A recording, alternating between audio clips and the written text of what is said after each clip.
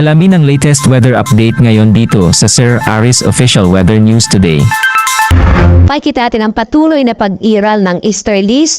Ito yung hangin nagmumula sa karagatang Pasipiko. Magdadala pa rin ito ng mainit na panahon na may mga tsansa ng mga isolated o pulo-pulo mapagulan, pagkilat-pagkulog sa malaking bahagi ng ating bansa. Samantala, inaasahan natin na magkakaroon ng frontal system dito sa may extreme northern Luzon, kaya posible magkaroon ng maulap na kalangitan na may mga paggulan, mga kalagkat na mga paggulan, pagkilat-pagkulog o mas malaking tsansa ng mga paggulan sa may bahagi ng Batanes at maaaring makaapekto ito sa may area pa dito sa may northern Luzon, particular na sa area ng Cagayan, gayon din sa may Cordillera at sa may Ilocos Norte sa mga susunod na araw. Kaya posible po, lalo na pagdating ng araw ng eleksyon, sa araw ng Lunes, mas malaking chance ng mga paggulan dito sa may extreme northern Luzon, yung Batanes, Babuyan at ilang lugar, particular na nga sa Cagayan, gayon din sa may Apayao at sa Ilocos Norte.